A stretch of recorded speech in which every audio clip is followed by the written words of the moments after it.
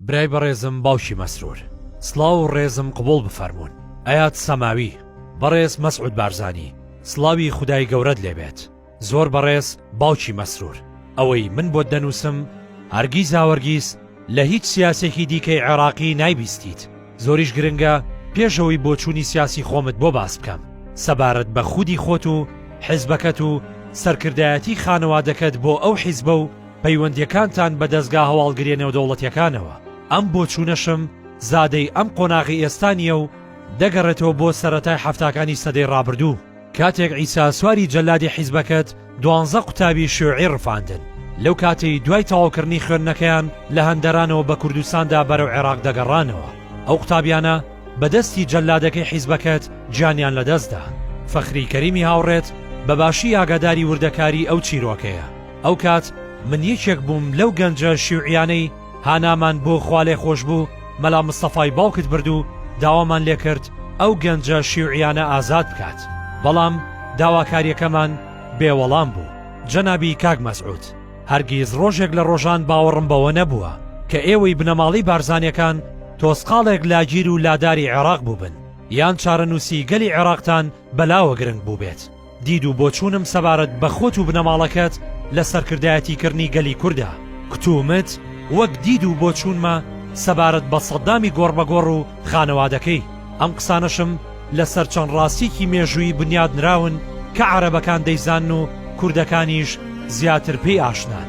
ئێستاشی لەگەڵدا بێت هەمان دید و بۆچوونم هەیە سەبارەت بە خۆت و حیزبەکەت و خانەوادەکەت. لەوەش مەترسیدارترەوەیە کە ئێوە هەرێمی کوردستانتان کردووەتە پەناگەیەکی ئارام بۆ دوژمنانی عێراقی تازە کە خۆشتان بەشێکن لەو عێراقە. کوردستانتان کردوتە ژینگەیەکی لەبار بۆ دەستگای موسادی ئیسرائیلی کە پەیوەندێکی مێژوویتان لەگەڵیدا هەیە و لە شەستەکانی سەدەی ڕابردووەوە دەستی پێکردووە. ئەوان بەهۆی ئێوە لە عێراقدا تەراتێن دەکەن. لەگەڵ هەموو ئەمانەشدا من سەرسامی شێوازی کارکردنی سیاسی تۆم لەگەڵ هەتیوەڵە شیعە و سوننەکان، بە تایبەتی کاتێک بەلوود بەرزی و خۆبەزلزانین و سنگ دەرپەڕاندنەوە مامەڵەیان لەگەڵ دەکەیت.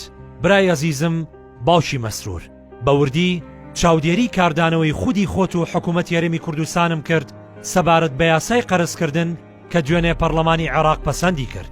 ئەوەی سەرسامی کردم مکوڕبوونتان بوو لەسەر ئەوەی شیعە و سوننە دوژمنتانن، بۆیە پێدوا بوو کە ڕێکەوتنیان لەسەر پاراستنی پارە و پولی گەلی عێراق بە مەبەستەوە بووە و خەنجەرێکیشە لە پشتی گەلی کوردستان دراوە.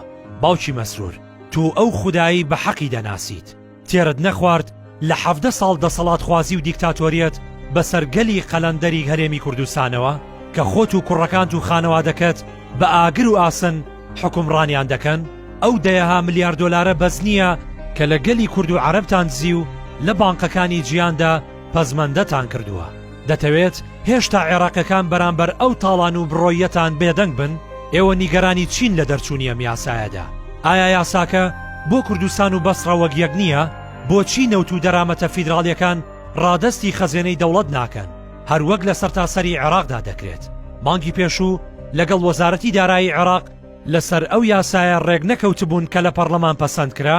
باوکی مەسرور، ئایا لە خۆت پرسیوە ئاخۆ یاسا و دەستوری عێراق مافی ئەوەت پێدەدات نەوت و غاز و باج و ڕسومات و دەرامەتی دەواازە سنووریەکان و فڕۆکەخانەکان ڕادەستی خەزێنەی دەوڵەت نەکەیت کوا ئەو خەنجەرەی کە شیعە و سوننەکان لە پشتی هەرێمی کوردستانیان داوە؟ باوکی مەسرور، هەرگیز بیرت لەوە کردوتەوە دەیەها هەزار فەرمانبەری کورد کە لە وەزارەت و دامەزراوە ئیتیحادیەکان کار دەکەن و بارێکی گرانیشن بەسەر خەزێنەی دەوڵەتی عێراقەوە کاتیەوە هاتووە ڕەوانی هەرێمی کوردستان بکرێنەوە؟ باوکی مەسرور، باوەڕی تەواوت بەوە هەبێت کە ئێمەی شیعە و سوننە زۆر زیاتر لە خۆت و خانەوادە فیوداڵیەکەت خەمخۆری گەلی هەرێمی کوردستانین. ئێمە ئامادەین بێ هیچ جیاکاریەک قوتی ڕۆژانەمان لەگەڵ برا کوردەکانماندا بەش بکەین. بەسە چی دیکە با و بالۆرەی تایەفەگەری لێمەدە و چی دیکە لەسەر ئەو پەتە یاری مەکە لەگەڵ ئەو پەڕی ڕێزم بۆ جەنابتان. ئەیات سەماوی.